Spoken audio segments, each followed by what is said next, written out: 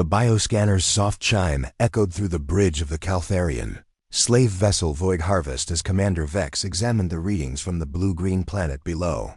His 4 eyes shifted between the holographic displays, each showing different aspects of the primitive world's inhabitants. The data was almost too good to believe. Bipedal mammals, he muttered to his second-in-command, Officer Krim. Average height 1.7 meters, limited natural weaponry, no electromagnetic resistance. Their technology is barely past chemical. Propulsion. Vex's mandibles clicked in what passed for laughter among his species. The Empire will pay handsomely for specimens this docile. Krim's antennae twitched nervously. Sir, the planetary classification shows this as a Class 12 Deathworld. Perhaps we should exercise caution?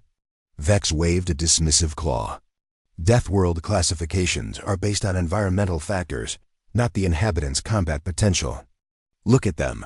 They can't even survive in their own atmosphere without protective membranes around their breathing apparatus. We've conquered species 10 times more formidable. The Void Harvest descended through Earth's atmosphere like a metallic predator, its cloaking field rendering it invisible to the primitive detection systems below. The ship's targeting computers locked onto a small settlement nestled in the mountains of what the natives called Colorado. Perfect for a quiet harvest. Marcus Kane adjusted his backpack straps and checked his GPS one final time before leading his group of hikers deeper into the Rocky Mountain wilderness. At 42 years old, the former Army Ranger had traded his combat boots for hiking boots, but his eyes still swept the terrain with practiced vigilance. The early morning mist clung to the pine trees as his clients chatted excitedly about the day's adventure. Remember, folks, Marcus called over his shoulder, we're visitors in nature's house. Stay together, respect the wildlife, and the world. Exploded into blinding light. When Marcus regained consciousness, he found himself in a cramped metal cage alongside 12 other humans from his hiking group. The air tasted wrong, too clean, too artificial. Emergency lighting cast eerie shadows across walls that seemed to pulse with alien technology. His military training kicked in immediately. Assess, adapt, overcome. Everyone stay calm, he whispered to the terrified hikers. We're alive, which means they need us for something. A door hissed open, and Marcus got his first look at their captors. The creature stood nearly 3 meters tall, with elongated limbs and skin that shifted between gray and blue depending on the lighting. Their movements were fluid, but somehow mechanical, like biological machines designed for efficiency rather. Then Grace. Commander Vex approached the human cages with clinical interest. Fascinating specimens, he noted to Krim. Notice how they huddle together for comfort, a clear sign of herd mentality. The Empire's gladiatorial arenas will love breaking that pack instinct. Marcus remained silent, but his mind catalogued every detail. The aliens' confident posture, their casual disregard for human capabilities, the way they spoke about their captives as livestock rather than potential threats. It was a mistake he'd seen enemy forces make before underestimating human resourcefulness was often fatal. The ship shuddered as it entered hyperspace, carrying its human cargo toward the slave markets of the Caltharian Empire. In the depths of the vessel, Marcus Kane began to plan. These aliens had made their first critical error. They had abducted a man who'd spent 20 years learning how to turn impossible situations into advantages. Every great journey starts with a few brave explorers. Sci-Fi stellar conflict is just beginning, and your support means everything. If you're hungry for HFY battles and tales of human valor against alien might, hit subscribe. It's free, and it helps us bring these front lines to you. The other humans looked to Marcus with desperate hope, and he met their gazes with quiet determination. He'd led men through hellish battles across distant battlefields, but this would be different. This time, he wasn't just fighting for military objectives, he was fighting for the freedom of his species. As the alien ship hurtled through the void toward an uncertain destination, Marcus Kane settled into the familiar rhythm of tactical planning. The aliens thought they had captured helpless prey, but they were about to discover why Earth had earned its classification as a death world. It wasn't just the environment that made humans dangerous, it was what that environment had forged them into. The Void Harvest hummed through hyperspace, while Marcus spent the next 6 hours observing his captors' routines. The alien guards rotated every 4 hours, their movements predictable and overconfident. They spoke freely in front of the human cages, apparently believing their prisoners couldn't understand them. Marcus had always been gifted with languages, and the translator implants the aliens had forcibly inserted were working both ways. The carbon-based units require sustenance every 12 hours, one guard informed another. Commander Vex wants them kept healthy for the auction blocks. Marcus filed away every piece of information. The ship's crew numbered approximately 30. The humans were being held in Cargo Bay 7, 3 decks below the main bridge. Most importantly, the aliens seemed to view humans as physically inferior, a misconception that would prove costly. When the feeding time arrived, Marcus watched as a single guard approached their cage cluster. The alien's movements were sluggish, almost bored. It manipulated a control panel with 4-fingered hands, opening one cage at a time to distribute nutrient paste. "You," the guard pointed at Marcus with a device that resembled a cattle prod. "Come forward." Marcus complied, shuffling forward with apparent submission while his mind raced. The guard stood nearly 3 meters tall, but its bone structure seemed lighter than human anatomy. When it reached down to hand him the feeding container, Marcus noticed the alien's breathing was slightly labored. The ship's atmosphere was optimized for human physiology, not theirs. "Thank you," Marcus said quietly, accepting the container. The guard's universal translator caught the words, and its 4 eyes showed what might have been surprise at the polite response. Over the following days, Marcus gradually built rapport with the guards through small gestures of cooperation. He helped distribute food to the other humans, kept his group calm during the daily inspections, and answered simple questions about human biology that the aliens posed out of scientific curiosity. "Your species seems remarkably adaptable, guard," Captain Thane observed during one feeding session. "Most livestock become catatonic after capture." "We're social creatures," Marcus replied, projecting helpless resignation. "We draw strength from each other." What the aliens didn't realize was that Marcus was using their own psychology against them. Each interaction was carefully calculated to reinforce their perception of humans as harmless. While he gathered intelligence about ship systems, guard rotations, and structural weaknesses, the breakthrough came on day 4 when Marcus noticed something crucial during a routine inspection. The alien guards wore atmospheric filter small devices attached to their breathing apparatus.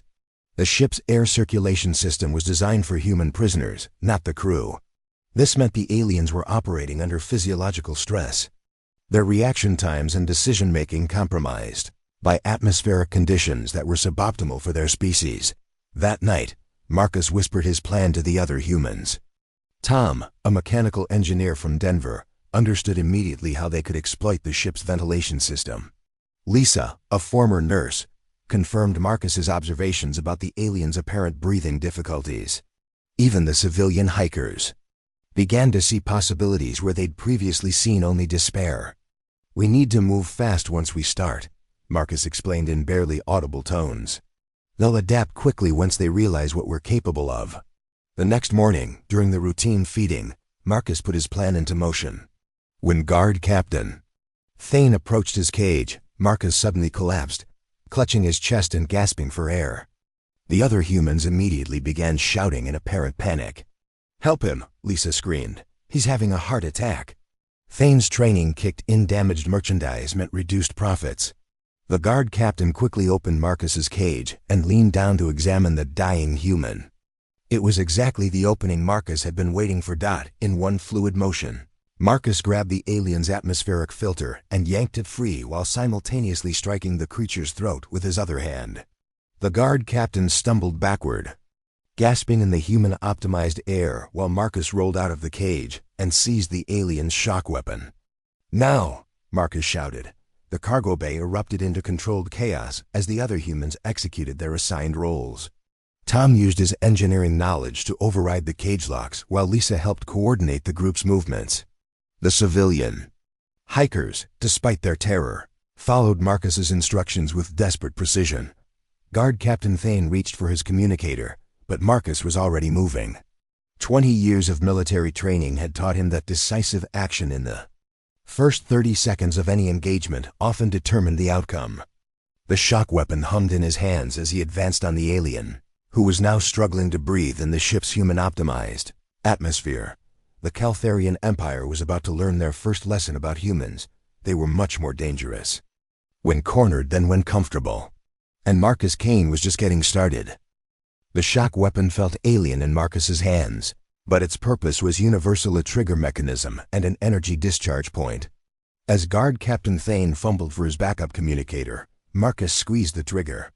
The weapon released a crackling bolt of energy that sent the alien guard convulsing to the deck plating.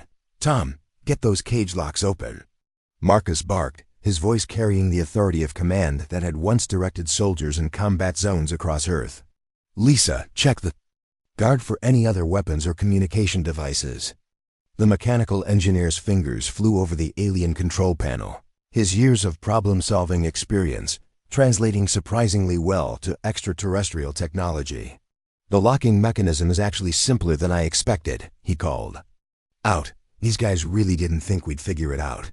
One by one, the remaining cages hissed open, releasing the terrified but determined humans. Marcus quickly distributed instructions, turning his group of civilian hikers into an impromptu military unit. His voice remained calm, and measured panic was contagious, but so was confidence. "Remember what we discussed," he said, meeting each person's eyes. "We're not just fighting for ourselves. We're fighting for every human who might end up in one of these ships." The cargo bay's main door suddenly chimed, indicating an approaching presence. Marcus gestured for silence and positioned himself beside the entrance. When the door slid open, 2 more guards entered, expecting to find their routine inspection proceeding normally. Instead, they found Marcus Kane.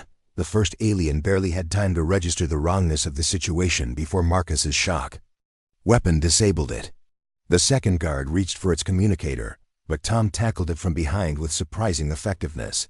The alien's lightweight bone structure, optimized for their home world's lower gravity, proved no match for human muscle density and bone strength. "Their physiology is completely different from ours," Lisa observed, examining the unconscious guards. "Lower bone density, different muscle fiber composition. They're built for efficiency, not combat." Marcus nodded grimly. Their mistake was assuming we were built the same way. The group quickly stripped the guards of their weapons and communication devices.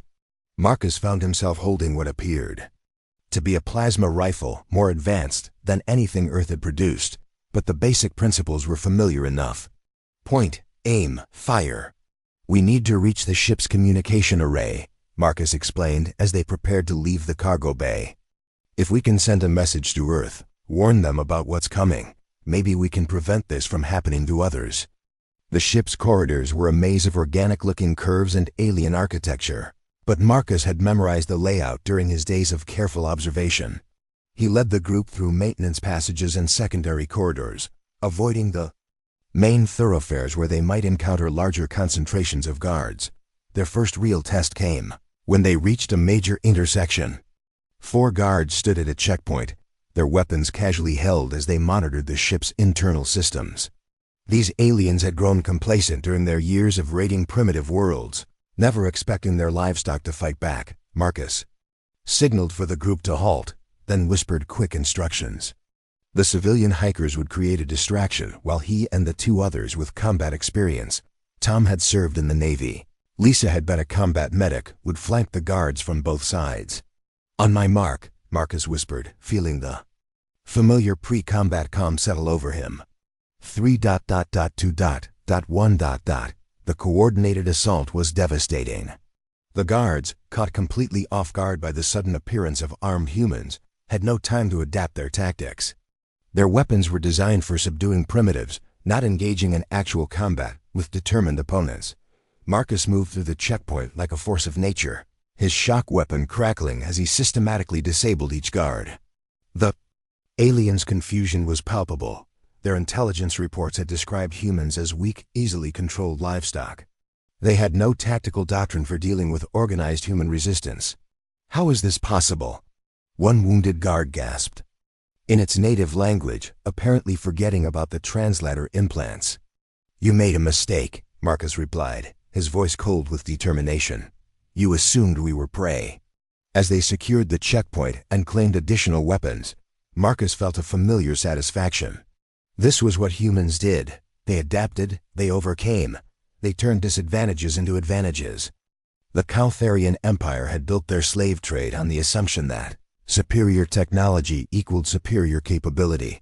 They were about to discover how wrong they could be.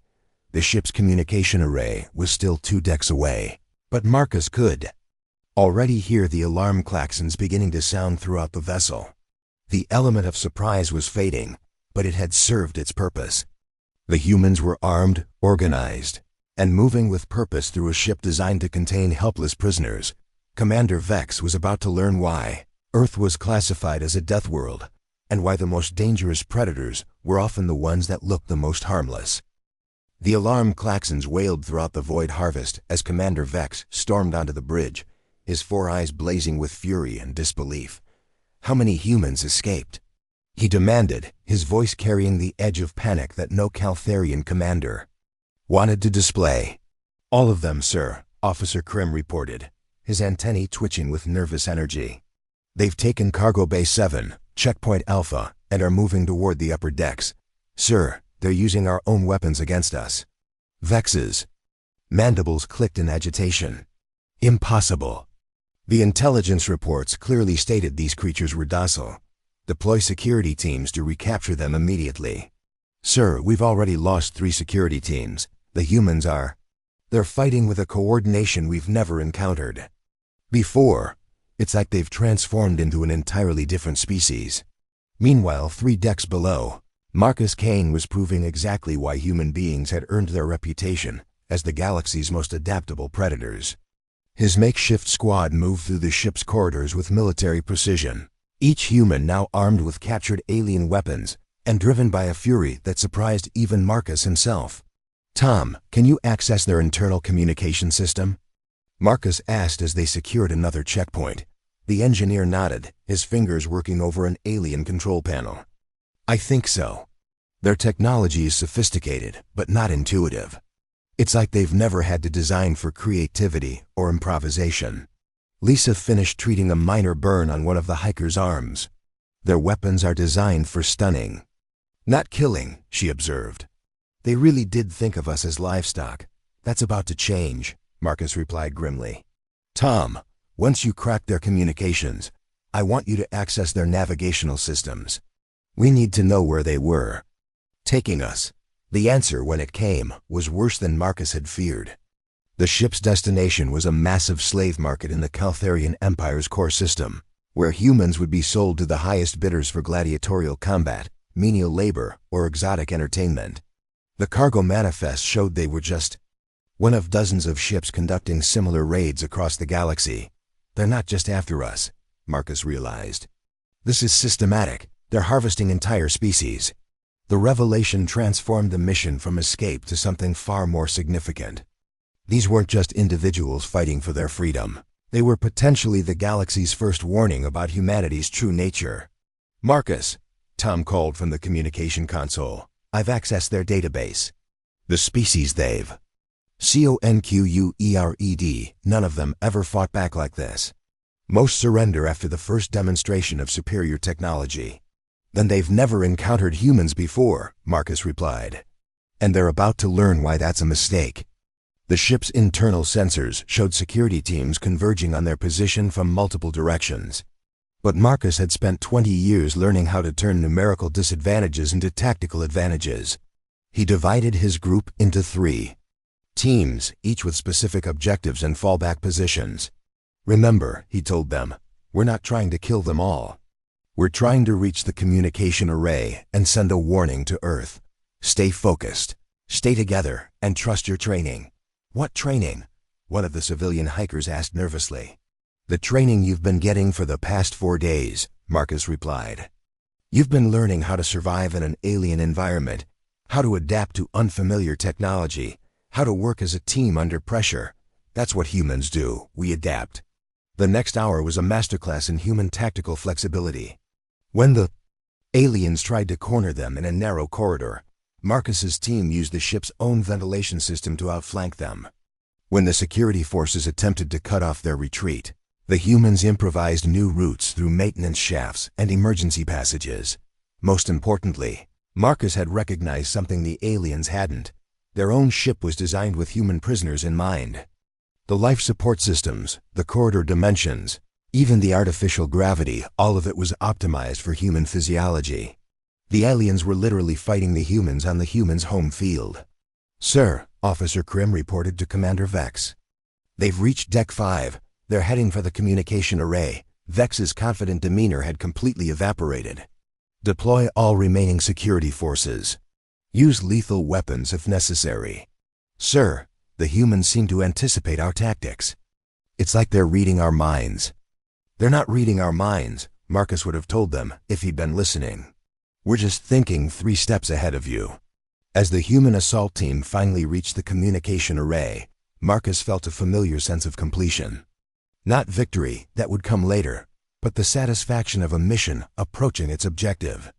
They had weapons, they had tactical advantage, and most importantly, they had something the aliens couldn't understand: the absolute refusal to surrender. The communication array lay just beyond the next bulkhead, and with it, the chance to warn Earth about the coming threat. But Marcus knew the real message would be much more significant than just a warning. It would be humanity's first introduction to the galaxy, and the galaxy's first glimpse of what humans could become when pushed to their limits. The communication array chamber was a cathedral of alien technology, its walls lined with crystalline matrices that pulsed with otherworldly energy. Marcus and his team had fought their way through 6 decks of the Void Harvest, leaving behind a trail of unconscious alien guards and shattered assumptions about human docility. "Can you make it work?" Marcus asked Tom, who was already studying the communication console with the focused intensity of a man who had found his calling. "Give me 10 minutes, Tom replied, his hands moving over the alien interface. "There. Technology is incredibly advanced, but it's also incredibly standardized. They've never had to adapt to chaos." Lisa was treating the last of their minor injuries when the bulkhead door suddenly hissed open. Commander Vex stepped through, flanked by 6 heavily armed guards. The alien commander's posture radiated desperation and disbelief. "Enough!" Vex's voice crackled through the universal translator. "You are livestock.